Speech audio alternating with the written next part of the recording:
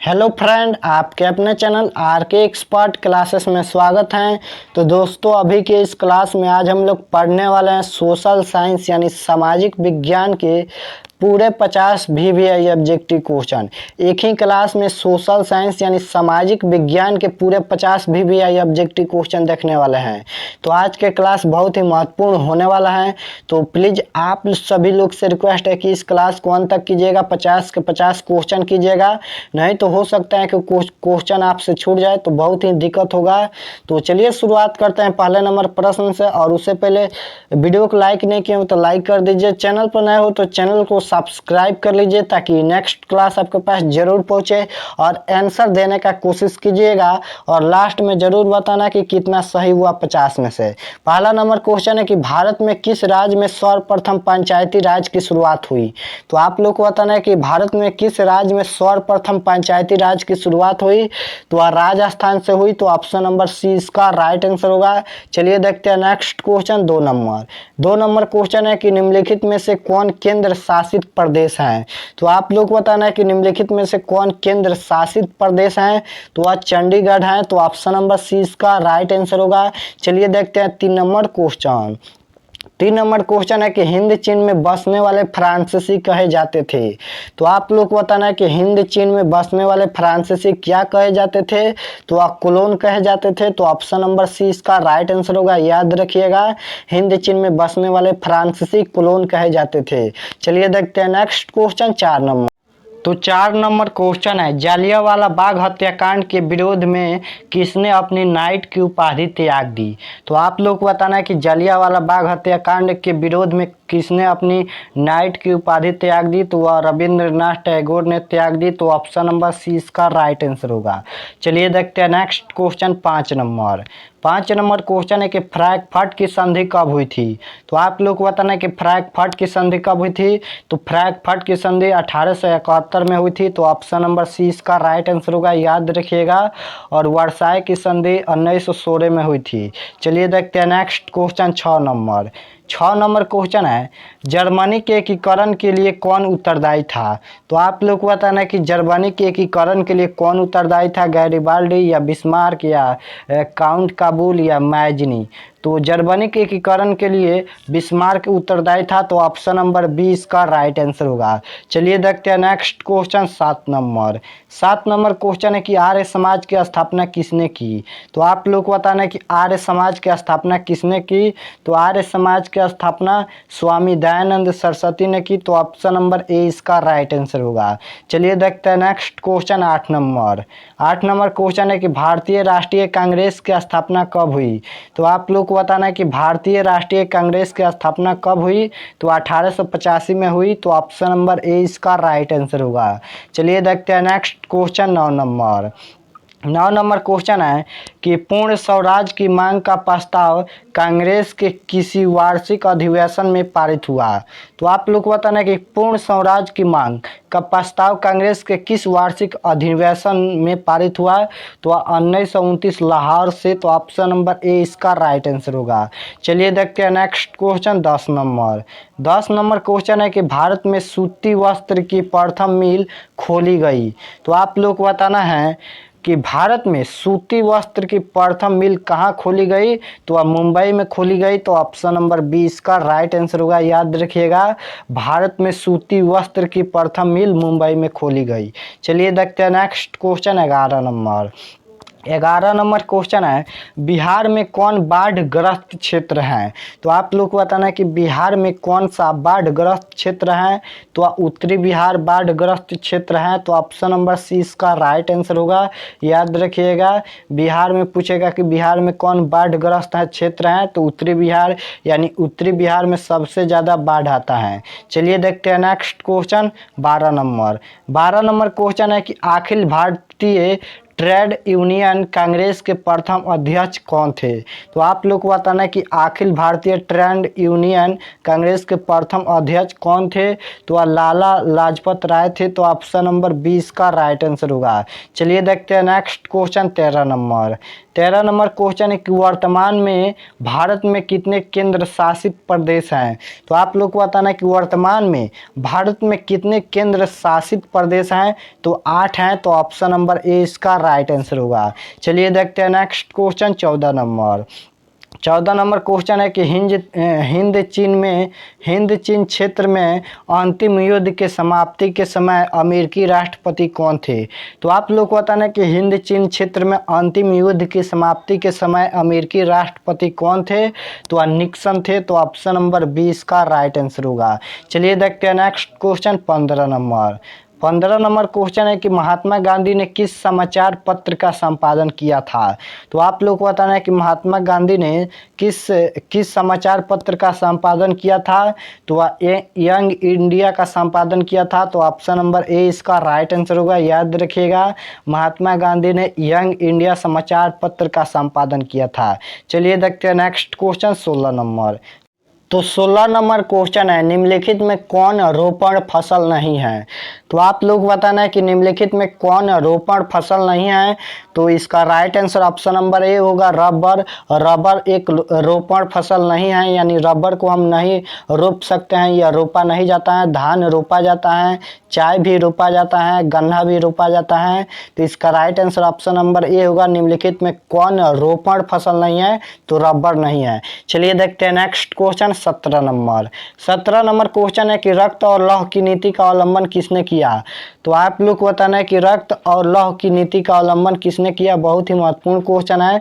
तो बिस्मार्क ने किया। तो ऑप्शन नंबर ए इसका राइट आंसर होगा, रक्त और लौह की नीति का अवलंबन बिस्मार्क ने किया। चलिए देखते हैं next question 18 number. 18 number question है कि वार एंड पीस किसने लिखी? तो आप लोग को बताना है कि वार एंड पीस किसने लिखी? तो टॉल्स्टॉय ने लिखी। तो ऑप्शन नंबर 20 का राइट आंसर होगा। चलिए देखते हैं next question 19 number. 19 number question है कि रूस की बोल्शेविक क्रांति का नेतृत्व किसने किया? तो आप लोग को बताना है कि रूस की बोल्शेविक क्रांति का नेतृत्व किसने किया? तो लेनिन ने किया। तो ऑप्शन नंबर सी इसका राइट आंसर होगा। याद रखिएगा, रूस की बोल्शेविक क्रांति का नेतृत्व लेनिन ने किया। तो ऑप्शन नंबर सी इसका राइट आंसर होगा। चलिए देखते हैं नेक्स्ट। तो 20 नंबर क्वेश्चन है, बांग्लादेश की मुद्रा क्या है? तो आप लोग को बताना है कि बांग्लादेश की मुद्रा क्या है? तो याद रखिएगा, बांग्लादेश की मुद्रा टाका है। तो ऑप्शन नंबर 20 का राइट आंसर होगा। चलिए देखते हैं next question 21 number. 21 number question है कि क्षेत्रवाद की भावना की कुपरिमाण है। तो आप लोग को बताना है कि क्षेत्रवाद की भावना की कुपरिमाण क्या है? तो वह अलगवाद है। तो ऑप्शन नंबर डी इसका राइट आंसर होगा। याद रखिएगा। चलिए देखते हैं next question 22 number. 22 number question है कि अंकोरवाट का मंदिर कहाँ स्थित है? तो आप लोग को बताना है कि अंकोरवाट का मंदिर कहाँ स्थित है, वियतनाम या लाओस या कंबोडिया या थाईलैंड? तो याद रखिएगा, अंकोरवाट का मंदिर कंबोडिया में स्थित है। तो ऑप्शन नंबर सी इसका राइट आंसर होगा। चलिए देखते हैं next question 23 number. 23 number question है कि कौन कोयला घटिया किस्म का है? तो आप लोग को बताना है कि कौन कोयला घटिया किस्म का है? तो सबसे घटिया किस्म का कोयला होता है पीट कोयला। तो ऑप्शन नंबर ए इसका राइट आंसर होगा। चलिए देखते हैं next question 24 number. 24 number question है कि नमक कानून तोड़ने के लिए गांधी जी ने कौन सा स्थान चुना? तो आप लोग को बताना है कि नमक कानून तोड़ने के लिए गांधी जी ने कौन सा स्थान चुना? तो डांडिया स्थान चुना। तो ऑप्शन नंबर 20 का राइट आंसर होगा। चलिए देखते हैं नेक्स्ट क्वेश्चन 25 नंबर। पूरा क्वेश्चन कीजिएगा, 50 VVI ऑब्जेक्टिव क्वेश्चन है। 25 नंबर क्वेश्चन है कि भारत में चाय की कृषि कहाँ शुरू हुई थी? तो आप लोग को बताना है कि भारत में चाय की कृषि कहाँ शुरू हुई थी? तो कहाँ शुरू हुई थी? तो असम में। तो ऑप्शन नंबर सी इसका राइट आंसर होगा। चलिए देखते हैं next question 26 number. 26 number question है कि रामपा विद्रोह कब हुआ। तो आप लोग को बताना है कि रामपा विद्रोह कब हुआ। तो रामपा विद्रोह 1916 में हुआ। तो ऑप्शन नंबर बी इसका राइट आंसर होगा। चलिए देखते हैं next question 27 number. 27 number question है कि बाढ़ के समय कौन सा स्थान सुरक्षित है। तो आप लोग को बताना है कि बाढ़ के समय कौन सा स्थान सुरक्षित है, यानी बाढ़ के समय हमें किस स्थान पर जाना चाहिए। तो ऊंची भूमि पर जाना चाहिए। तो ऑप्शन नंबर ए इसका राइट आंसर होगा। चलिए देखते हैं next question 28 number. 28 number question है कि भूकंप संभावित क्षेत्रों में भवनों की आकृति कैसी होनी चाहिए। तो आप लोग को बताना है कि भूकंप संभावित क्षेत्रों में भवनों की आकृति कैसी होनी चाहिए। तो आयताकार होनी चाहिए। तो ऑप्शन नंबर सी इसका राइट आंसर होगा। चलिए देखते हैं next question 29 number. 29 number question है कि इनमें से कौन प्राकृतिक आपदा नहीं है। तो आप लोग को बताना है कि इनमें से कौन प्राकृतिक आपदा नहीं है। और आपदा का पूरा ऑब्जेक्टिव क्वेश्चन मैंने एक ही क्लास में करा दिया है। तो आप लोग क्लास नहीं किए आपदा प्रबंधन का तो जाकर क्लास कर लीजिए। उसमें 5-6 चैप्टर का एक ही क्लास में ऑब्जेक्टिव है। तो 29 नंबर क्वेश्चन है कि इनमें से कौन प्राकृतिक आपदा है। तो देखिए प्राकृतिक आपदा वह होता है जो प्रकृति के रूप घटता है। तो सुनामी देखिए यहाँ पर प्राकृतिक आपदा है, और यहाँ पर बाढ़ प्राकृतिक आपदा है, भूकंप भी प्राकृतिक आपदा है, लेकिन आतंकवाद प्राकृतिक आपदा नहीं है। तो ऑप्शन नंबर डी इसका राइट आंसर होगा।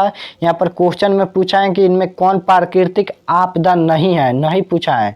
तो आतंकवाद प्राकृतिक आपदा नहीं है, यानी आतंकवाद मानव जनित आपदा है। चलिए देखते हैं next question 30 number. 30 number question है कि श्रीलंका कब आज़ाद हुआ। तो आप लोग को बताना है कि श्रीलंका कब आज़ाद हुआ। तो श्रीलंका 1948 में आज़ाद हुआ। तो ऑप्शन नंबर ए इसका राइट आंसर होगा। चलिए देखते हैं next question 31 number. 31 number question है कि मतदान करने के लिए न्यूनतम वर्ष क्या होनी चाहिए। तो आप लोग को बताना है कि मतदान करने के लिए न्यूनतम वर्ष क्या होना चाहिए। तो 18 वर्ष होना चाहिए। तो ऑप्शन नंबर सी इसका राइट आंसर होगा। चलिए देखते हैं next question 32 number. 32 number question है कि दल बदल कानून लागू होता है। तो आप लोग को बताना है कि दल बदल कानून किस पर लागू होता है। तो याद रखिएगा दल बदल कानून सांसदों एंड विधायकों पर लागू होता है। तो ऑप्शन नंबर ए इसका राइट आंसर होगा। चलिए देखते हैं next question 33 number. 33 number question है कि बिहार में किसकी प्रधानता है। तो आप लोग को बताना है कि बिहार में किसकी प्रधानता है। तो कृषि की प्रधानता है। तो ऑप्शन नंबर ए इसका राइट आंसर होगा। चलिए देखते हैं next question 34 number. 34 number question है कि गुटेनबर्ग ने सर्वप्रथम किस पुस्तक की छपाई की। तो आप लोग को बताना है कि गुटेनबर्ग ने सर्वप्रथम किस पुस्तक की छपाई की। तो बाइबिल। तो ऑप्शन नंबर सी इसका राइट आंसर होगा। चलिए देखते हैं next question 35 number. 35 number question है कि किस देश में मिश्रित अर्थव्यवस्था है। तो आप लोग को बताना है कि किस देश में मिश्रित अर्थव्यवस्था है। तो भारत में मिश्रित अर्थव्यवस्था है। तो ऑप्शन नंबर सी इसका राइट आंसर होगा। चलिए देखते हैं next question 36 number. 36 number question है कि नेपाल की मुद्रा क्या है।